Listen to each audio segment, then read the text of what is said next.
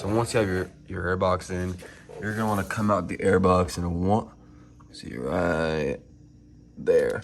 It's a 1.5 inch PVC coupler to a piece of PVC right there, number 2. That is about 3.5 inches long. And you're gonna come out to a 45, to another 45, to a long piece that's, I don't know how long,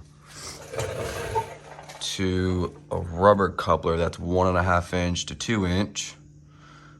And then you're gonna go up through the rack and out.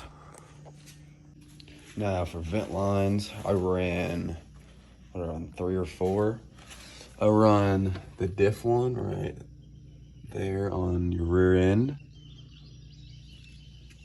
I ran it all the way up the side to the stock location, all the way up.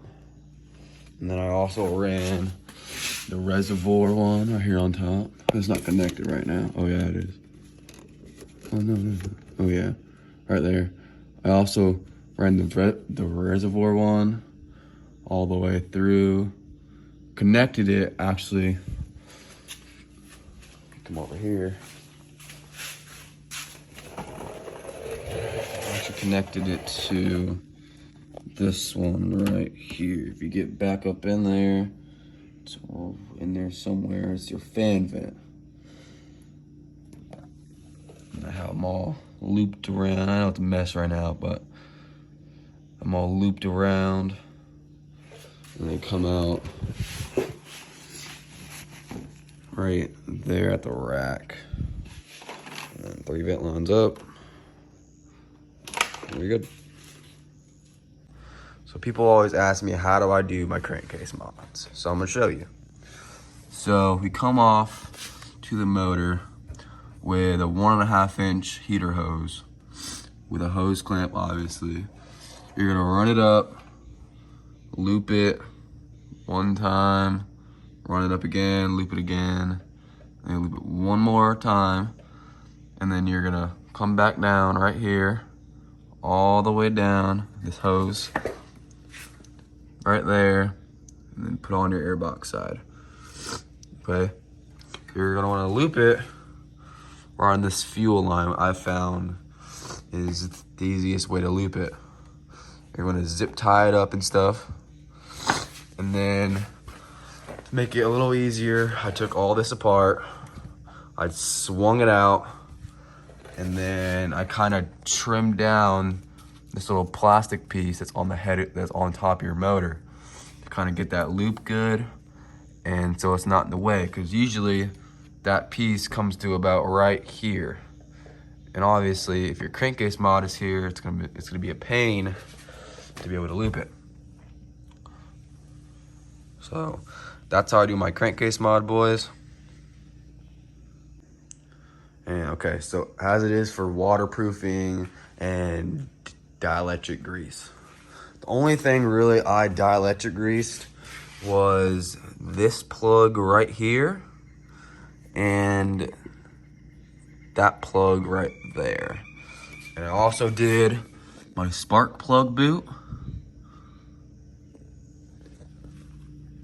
and my O2 sensor.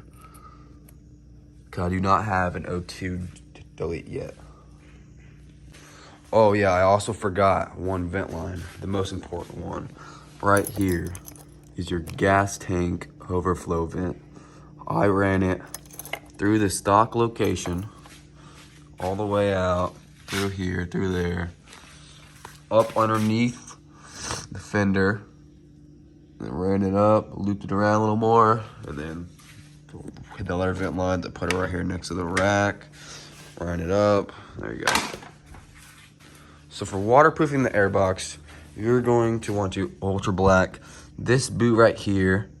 That is your fuel injection boot that holds your air filter. This boot down here is your intake boot that your snorkel actually goes into. And then this air temp one right there. It's pretty small, but it's very important. You're going to ultra black in and out of the airbox. I did, can't really see, yeah, you can see right here. I did all around my lid too in ultra black, so that could not leak at all. And then I'll show you with the old Airbox on how I kind of did it.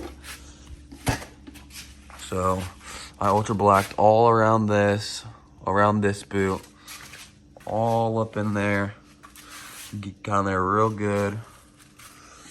And then on the insides too.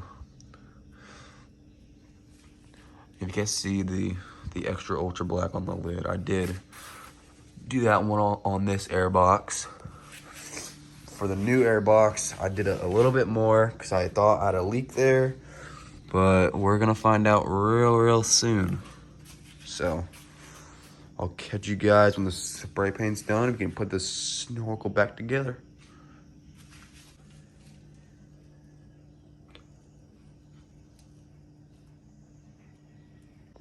So before I get into the actual snorkeling and waterproofing process, you guys are gonna need to go to your local hardware store and pick up a 1.5 inch PVC coupler, 2 1.5 inch 45s, 1 2 inch 60, and then 1 2 inch 22 degree.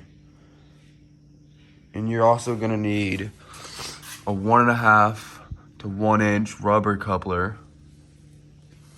I got 5 foot of 1.5 inch PVC and 5 foot of 2 inch PVC. You're gonna need hose clamps, and you're gonna need ultra black dielectric grease and sandpaper, and I think that's it. To do this snorkel job the right way, it's gonna cost around $75 to $85. I mean, compared to the high lifter kit, where I got this plate from, it's like $220, $200 for a snorkel. So we're back and the spray paint is dry. So here is the full snorkel. So again, number 1 right there, 1.5 inch coupler to about 3.5 inches of 1.5 inch PVC, to number 3 right there to that is a 45 degree at 1.5 inch. Number 4 is also a 1.5 inch 45 degree to a long piece, 1.5 inch, that is supported by a little zip tie right there. I mean, it moves a little, but yeah, it'll be fine. To a 1.5 inch to 2 inch rubber coupler, clamp down real hard. There's about, I want to say, maybe 3.5, 4 inches at max piece that goes in here into this 60, or this street 60 degree, into a piece that's like 2 inches long to a 22 degree up through the plastics and out. So this is the snorkel right here. I think it's gonna work pretty well, actually. The last part I have to glue, I just have to cut out a piece to go up and glue it right there. It's all done.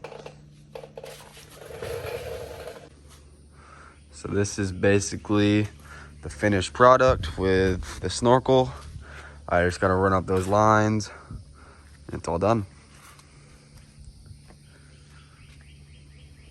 This is the snorkel after riding in handlebar deep water for maybe 45 minutes.